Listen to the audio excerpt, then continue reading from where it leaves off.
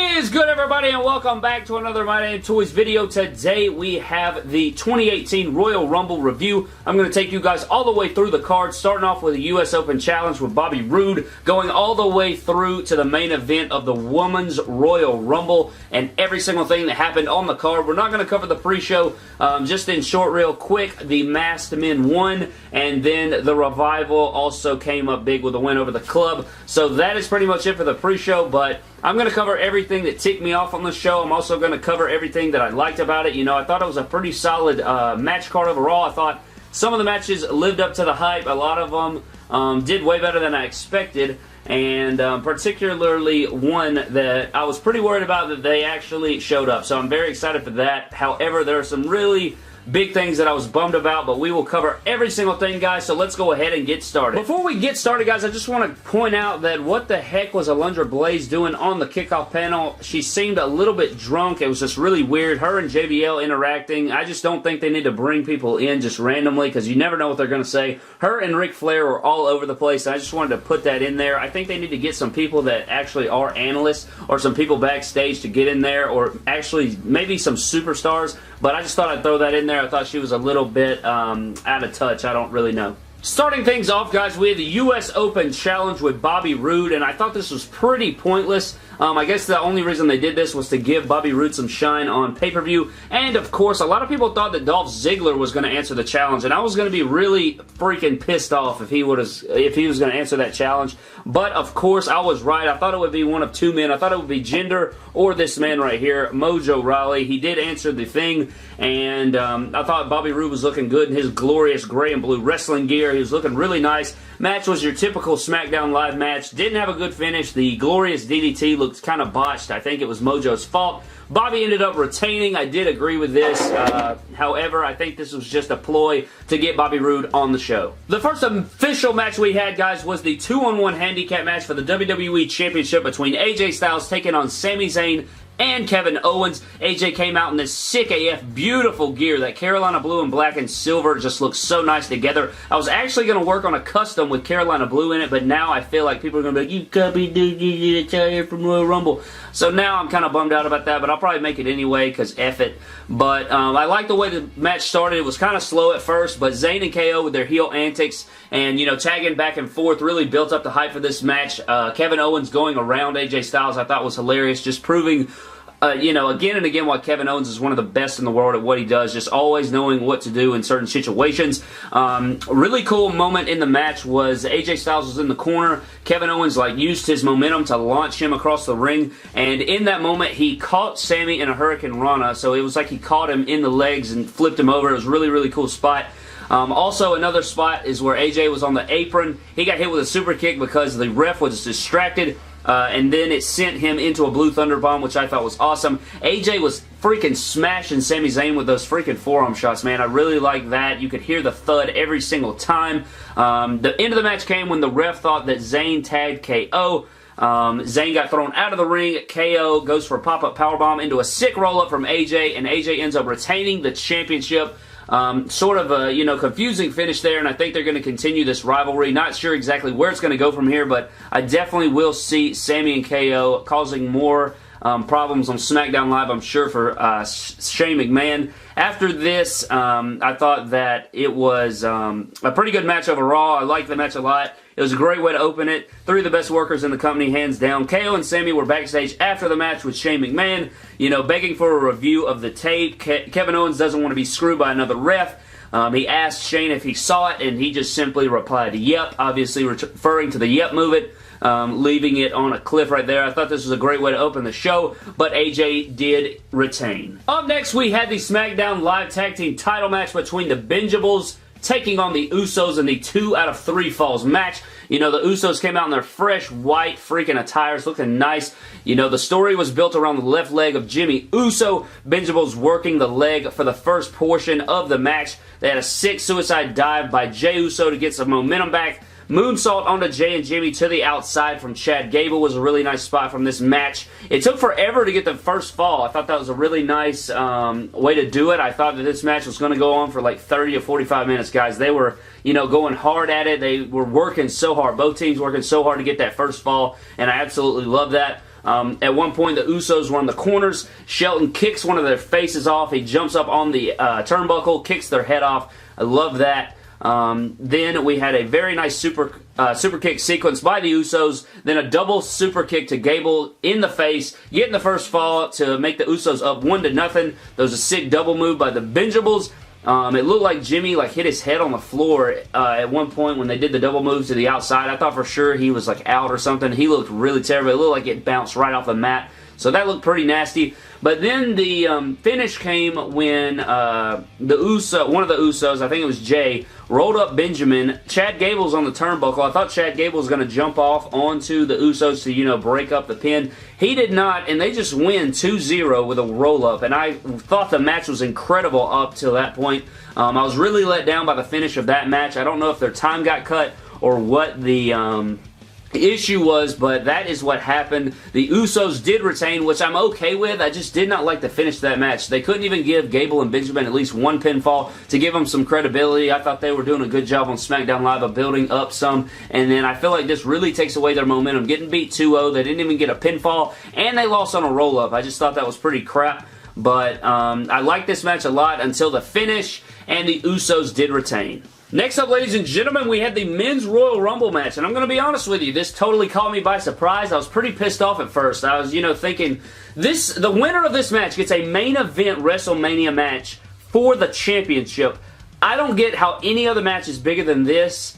I don't know, it just blew my mind. I thought that was a tradition. I thought that the main event had to be the Royal Rumble. Apparently, I was wrong. I thought that the Universal Championship was going to go last after that. But I was wrong on that as well, and we will get to that in just a few moments. But starting out the Royal Rumble, guys, we had Rusev Day coming to the ring first. Aiden English comes out, makes a prominent entrance for Rusev. Big pop. Everyone is loving Rusev. Rusev Day is totally over. Freaking Rusev getting hella pops, hella freaking chants. It was a very nice thing to see. And then, to my surprise, out walks number 2. The number 2 entrant was none other than Finn Balor. I really liked this. I love that they gave him this spot. His role throughout this entire Rumble was the Iron Man. He worked really, really hard throughout the entire thing. And I think that his gear was sick. He was rocking this Deadpool colorway. It had red and black, but it wasn't like a bright red. It was like a dull, darkish red. Not like his NXT red. It was looking really nice. I really liked this attire. Had BC on it and everything. They go at it for a few minutes. Then out comes number 3. We had Rhino, and I think this was just to get that cheap pop, to get that ECW pop. They were chanting ECW in the crowd, so that is probably the reasoning behind this. They went out for a few minutes as well. I thought for sure that Rhino would probably be cleaned up pretty quickly, but he did not get put out as fast as I thought he would.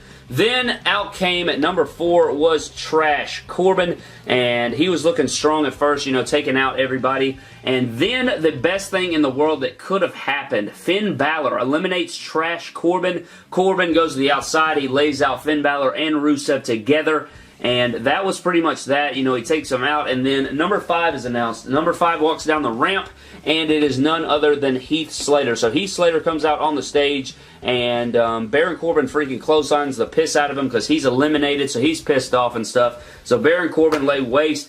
He's all down, so everybody's down. And then the buzzer hits, and out comes Elias Sampson. And he's playing his guitar and stuff, and he plays his guitar for a little while, and then out comes our first surprise of the night, number 7. It was the NXT champion himself, Cien Almas, makes his way to the ring, and he had a great showing. I think that Cien Almas really balled out, really looked nice, really represented NXT the way I think that it should, and I forgot to comment on it, but Slater was wearing some Benoit looking tights. He had red tights on, and they had these rips in it that really looked like Chris Benoit's tights. Obviously not exactly, but it was very Benoit-like. It had the Benoit touches to it. Then, of course, came out the ever so boring Bray Wyatt. Bray Wyatt did come in strong, though. He was looking strong to start off his thing. Crowd was losing it for Rusev Day, chanting the piss out of Rusev Day. Just could not give up on Rusev Day. Number 9 comes out, and we got Big E. Big E comes out to the ring, and he is feeding pancakes to Heath Slater, and that was a pretty funny moment in the ring there. Out comes number 10, and number 10 was, of course, Ty Dillinger. However, as Ty Dillinger's music hits, he is not approaching the ring. So as he's not approaching the ring, a camera goes to the backstage, and who do you know? It is Kevin Owens and Ty Dillinger just beating the stew out of him, and we got figures falling everywhere. But Sami Zayn and Kevin Owens lay waste to Ty Dillinger, and I think Kevin Owens was going to take his spot, and then, you know, Sami's like, no, bro, I got it. So that is what happened there. So Sami Zayn makes his way to the ring for the number 10 spot, which I thought was pretty weird. It kind of looked like Kevin Owens had a grimace on his face there, so he was probably, you know, pissed off. I don't know if that's going to build to something later on. The buzzer goes off, and number 11 is Sheamus. Sheamus comes down to the ring, but he is quickly eliminated by Heath Slater. Very, very crazy. And then immediately after that, Bray Wyatt eliminates Slater. So we had Sheamus for a second, and then he got popped out by Heath Slater, and then Bray Wyatt eliminated Heath Slater. Number 12 hits, and we got Xavier Woods. So now we have two members of New Day in the ring, and they are helping each other out a lot. They are, you know, double teaming and all of that good jazz. Apollo comes in next at number 13, and I think that his role in this matchup was pretty nothing. He didn't do anything of big, At number 14 comes a very strong contender, the first possible winner. No, actually, it's the second possible winner. The first possible winner was probably Finn Balor. But out comes Shinsuke Nakamura, and he quickly lays waste to Sami Zayn. So Sami Zayn is eliminated. And then we had number 15 came to the ring, and it was Cesaro. He comes out. He does not have his tag team partner with him. So Cesaro comes to the ring, and he is all by his lonesome. Had a way better showing than his tag team partner, by the way. So Cesaro comes to the ring. He almost eliminates Finn. CN comes to his aid, and then number 16 comes out, and it is none other than Kofi Kingston. So we have the entire New Day in the match now. Number 17 rolls around, and it is Jinder Mahal. But before that happens, I believe that Cesaro went ahead and eliminated Xavier Woods. No, actually he eliminated Apollo Crews. So Apollo Crews is eliminated by Cesaro. And then Jinder Mahal comes down and eliminates Xavier Woods. So Jinder Mahal is getting all kinds of heat. And then he continues that and eliminates Big E. And then Seth Rollins makes his way to the ring. And Seth Rollins was wearing these just, oh my goodness, guys. He was wearing this just horrendous pair of pants. He was wearing these tights that had like flames on them. And they looked like a freaking Creator wrestler on 2K. They did not look very good. I think it would have looked a lot better if they were like airbrushed, like real flames on there. But then we had some... Then we had a crazy moment. We had Xavier Woods saving Kofi Kingston by catching his other foot when Jinder threw him out. He stand on some pancakes that I believe Big E brought to the ring. Xavier and Big E launch Kofi over Mahal, and then Kofi eliminates Jinder Mahal. Big pop there. You know, Kofi had to have the big save spot, so that is what they did for that. CN then goes ahead and eliminates Kofi Kingston, so now the whole entire New Day is gone, and we are left with just a few people in the ring there since the start. The music does hit, though, and we have Matt Hardy coming to the ring, Woken Matt Hardy, I should say. And together, Matt Hardy and Bray Wyatt work together for some reason and eliminate Rusev. Huge boos roar throughout the arena. I did not see that coming at all. I didn't really understand why that happened. We'll probably see them at WrestleMania, even though we saw them on Raw 25. After that happened, Matt Hardy and Bray Wyatt go on to eliminate each other, which I thought was pretty weird. And then the freaking buzzer hits, and out comes John Cena. And he's looking strong, you know, coming in, freaking just cleaning house. He didn't throw anybody out, though, but he was looking strong when he finally came in. And he eliminated Elias, obviously, but he got jumped. Everybody turned around, and everybody was eyeing him, and then they all just gang up on him and just stomp him to the ground. Big pops. Everybody was loving it. And then we had a huge surprise entrant. Out walks the Hurricane Shane Helms. I loved this moment. I thought this was a great moment for Shane Helms. I hope that they bring him in full time for that Cruiserweight division. I would love to see that. I thought that, you know, he was going to have a strong outing, but, you know, John Cena just lays waste to him really, really fast. I did not like that at all. Hopefully we do get to see him on TV. The next participant in the Rumble we had at number 22 was the other half of Rusev Day, and people were going nuts for Rusev Day, man. Freaking Aiden English was getting over so quickly with this Rusev Day, and people were really wanting Aiden English to have a good showing just because of Rusev. Buzzer goes off again, and we have number 23, Adam Cole, which was another huge surprise. Nobody expected Adam Cole to make his debut on the main roster there. I don't think this is going to call him up, obviously. I just think this was a one-off thing. You know, he did get beat by Aleister Black. I highly, highly doubt that they're going to bring him up to the main roster this early, but it was a really cool moment to see him enter. I thought that we were going to have a 2 sweep by Balor, but I unfortunately did not see it if it happened. Finn Balor lays waste to Aiden English. He gets eliminated. And then Buzzer hits again, and we have Randy Orton making his way to the ring. Number 24 there. Comes to the ring, hits a sick RKO on CN, and unfortunately eliminates the NXT champion right there. Even though he had a great showing, I think this really made CN look good. He did a lot of great things while he was in this Rumble match. And then enters Titus Catering. I do not give a crap about Titus O'Neil, nor do I have his figures. But then after Titus, we had The Miz. Of course, you know, The Miz had to get in here, and he didn't look as good as I thought he would. I thought he would be one of the final 4 just because he ended up not being one of them. But then we had a really big surprise entrant. Booyaka, booyaka, freaking Rey Mysterio comes out, Brad. I did not expect Rey Mysterio. I knew that it was a rumor, but he looked absolutely incredible. I love the attire that he was wearing. He eliminates the NXT talent, Adam Cole, so I didn't expect that at all. Of course, after Rey Mysterio comes out, the favorite to win the daggum thing walks out. The big dog, Roman Reigns, makes his appearance in the Royal Rumble, getting booed out of the freaking building, man. Which was well-deserved. You know, I really thought for a second that he was going to win. He faced off with Miz. Shield bomb from Seth and Roman eliminates the Miz there, and he is gone. After that, Roman turns on Seth and eliminates Seth, so no more Shield, just for a quick little spot right there. They turn into the Shield and then quickly close on each other. Then, of course, Goldust enters the match.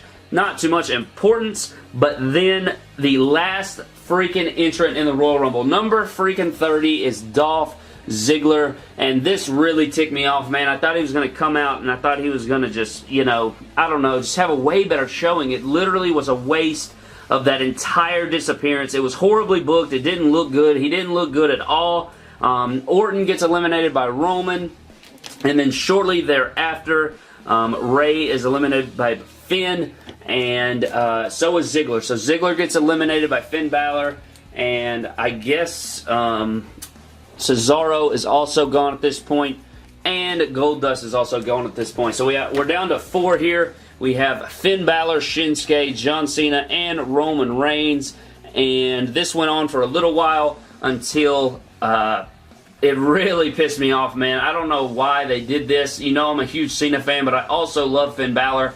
And for some reason, they had John Cena eliminate Finn Balor, and I thought that was totally uncalled for. I did not like that at all. I don't know why they did that. But then Nakamura goes on to eliminate Cena. So we are down to 2 here. We have Nakamura and the big dog Roman Reigns. And they're going back and forth, you know, and eventually, of course, Nakamura does win the match, and we are going to be getting Nakamura versus AJ Styles. After the match, he has an interview with Renee Young, and he declares that he will be taking on AJ Styles. Again, in this match, man, I was just very disappointed with the way Dolph Ziggler was handled. I think the entire disappearance angle was totally wasted. If you were going to do that and have him come back at number 30 in the Rumble, he should have either looked really, really good and not won, or won the daggum thing. And it was just, man. I was hyped throughout the whole thing waiting on Dolph, and then they totally ruined it with a terribly booked angle, and I was just, man, I guess it's cool that Nakamura won. I guess it's better than Roman Reigns, but we are going to be having an epic match between Nakamura and AJ Styles. I apologize in advance if that last segment was all over the place, guys. I was trying to read my notes while going through the entrance, and I had to scroll back and forth, so if it was sloppy, I do apologize. I tried to get as much of the match that was interesting as possible. But up next, we had the Raw Tag Team Championship match between The Bar taking on Seth Rollins and Jason Jordan. And the crowd was obviously dead for this match. I was dead for this match. Obviously, this was the come-down match. Jason couldn't go because of his head. This is ultimately the finish right here.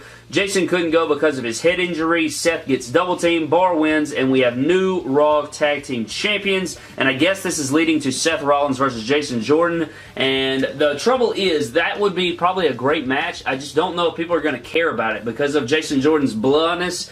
He's great in the ring, like I've stated multiple times, but for Seth Rollins going from, you know, Money in the Bank cash-in and winning the WWE title to go into facing Jason Jordan is just, I don't know, man. It just doesn't seem like a very good thing. But we do have new Raw Tag Team Champions in The Bar. So we do decrown Seth Rollins and we do decrown Jason Jordan. And I don't know where this thing goes from here, but we have new Tag Team Champions. Up next, guys, we have the Universal Championship match, and I'm going to be real with you. This match was a whole lot better than I was expecting. I was expecting this thing to be just slow and lethargic and just awful. But they were fighting for real out there, man. This was a freaking UFC fight. We had freaking Braun and Brock were just hitting each other for real. It all started when Braun hit Brock with a shotgun dropkick, and apparently, Brock did not like that because he got up and he popped Braun for real, man. He hit him square in the freaking temple with a jab, and it was such a stiff shot that I was totally shocked that Braun didn't take it out on him. I thought that we were going to have a real fight break out and nothing was going to be done because who can separate Brock and Braun from each other? But I loved it, man. It was so intense. Brock got hit in the face with a knee by Braun. That pissed him off. I believe Kevin Dunn had to mute Brock because he was cursing at Braun, letting him know, hey, bro, you better chill out before you get waxed for real. Suplex City to Braun. Braun power slams Brock through a table. Kane very weakenly breaks Braun through a table in the corner. It was very weak looking. He like baby shoves him into it. The weight of Braun Strowman broke the table. It was not the force of the push there. F5 to Kane. Braun lifts Brock off of Kane to prevent the pinfall. Braun sets up the announce table, you know, ripping off the cover. Power slams Brock through the table. Then, actually, no, that's not what happened. He was going to power slam him, but Brock reversed it into an F5. Crashes Strowman through the announce table. Brock proceeds then to tump the announce table onto Strowman. Kane goes for a chokeslam on Lesnar through another announce table, but Lesnar reverses that and F5s Kane onto the table. It doesn't even break, but it does collapse. Braun ends up getting up, kicks Brock, and it looks like his skull bounced off the steel steps. It was kind of scary for just a split second. It really looked like he hit his head. Then he threw him back into the ring. 2 power slams. I really thought that Braun was going to win it right here after he power slammed him that second time. But, of course, Kane gets in there, hits Braun with a chair. Brock hits Kane with an F5 and wins the matchup. Typical matchup there for Brock to win going into the Elimination Chamber. Not sure where they go from here. Maybe they'll do an Elimination Chamber to see who fights Brock. I doubt he defends the title in the Chamber. But I'm sure, as you know, the big dog will come out victorious.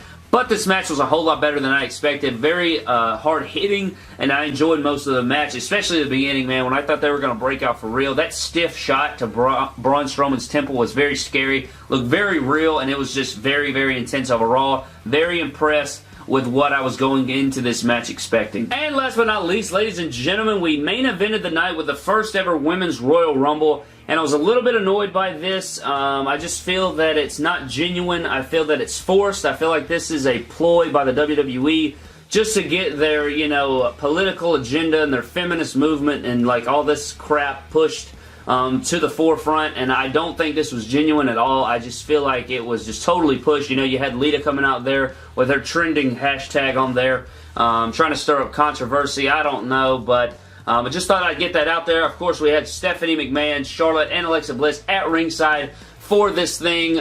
Just going to say that Stephanie McMahon made a lot of stupid comments, but we all knew that coming in. She did do better than I thought. I'm going to be honest, I thought it would be a lot worse. It seemed like she was pretty calm throughout the thing. She did have a few cringy laughs in there, but for the most part, she did do well. I'm not going to do like the Men's Royal Rumble because I don't have a lot of these figures, so I'm just going to rattle off some of the big highlights. Of course, Lita did return. She looked great. She had a moonsault on a Becky Lynch and Sasha Banks. I thought that was awesome. Kairi Sane came out. She looked great as well. Glad to see her in this match. She had 2 elbow drops that looked fantastic. She got eliminated by Dana Brooke, and I thought that was very, very weird. We had Tori Wilson return, and then she eliminated Dana Brooke. I don't know why Dana Brooke had to eliminate Kairi Sane, though. Sonya Deville comes in, eliminates Tori Wilson. Molly Holly then returns, eliminates Sarah Logan. Michelle McCool comes out, and she looked fantastic. She was all over the place in her camo gear. Eliminates Liv Morgan, Sonya Deville, Molly Holly, even Lana. She was just coming out, just kicking ass, man, just throwing people all over the place.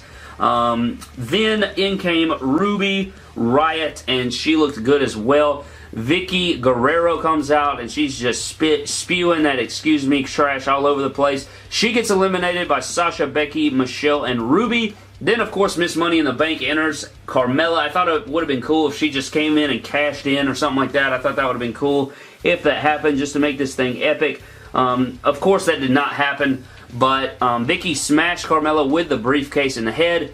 She finally got herself into the ring. She super kicked everybody when she got in there. And out comes Kelly Kelly. Natalya eliminates Michelle McCool finally after a great performance by her. Naomi looked good when she came in, very athletic, making a lot of spots in there. Ruby Riott finally eliminates Becky Lynch, which disappointed me a lot, but it is what it is. Jacqueline gets in there. Nia Jax gets in there, eliminates Jacqueline. Kelly Kelly comes out. Ruby Riott. No, actually, Nia Jax comes out, eliminates Jacqueline, Kelly Kelly, and Ruby Riott. Naomi gets caught by the women, trying to be eliminated by Nia, but then climbs onto the barricade. It was a really cool spot. Then out comes Ember Moon with her arm all wrapped up from NXT TakeOver. Ember Moon was then thrown across the ring by her hair by Nia Jax. It looked brutal. She did like 6 barrel rolls. Naomi uses a chair to make it to the steps like Kofi Kingston to avoid getting eliminated. Then when she gets in the ring, that was so stupid. She gets in the ring and then gets destroyed by Nia Jax. Number 24 comes out. That is Beth Phoenix. She has a stare down with Nia Jax. And then Beth lifts Nia up. And then nothing comes of it, but she did lift her up, which was pretty cool. Natalya and Phoenix try to eliminate Nia, but she goes through the middle rope, so that takes out Nia for a while. Natalya and Phoenix hug. Then Natalya slaps Beth and eliminates her, which was very surprising. I was like, you know, face turn, and then no, just right back to heel, so I like that a lot. Here comes the favorite to win this thing, Asuka. She looked amazing. She stared down with Ember Moon. Eventually eliminates Ember Moon. Here comes Mickie James, then Nikki Bella. Carmella mocks Bella, and then Bella eliminates Carmella.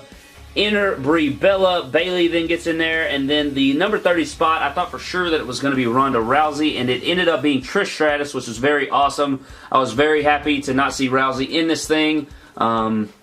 I'm just very glad. I don't know why. I'm not a big fan of celebrities in my wrestling. If she turns out to be good at wrestling, then that's one thing, but for her to just be thrust into the main event, I don't agree with that at all. I don't give a crap about celebrities in my wrestling, so that is what I feel about that. She hits the double satisfaction on the Bellas, which was cool. Trish and Mickie face off. Everyone eliminates Nia Jax. Sasha takes out Bayley. Then Stratus eliminates Natalya, Trish, mocks Banks, and then goes for the Stratisfaction, but Banks throws her over the top rope, which looked really awesome. I thought that was a cool spot.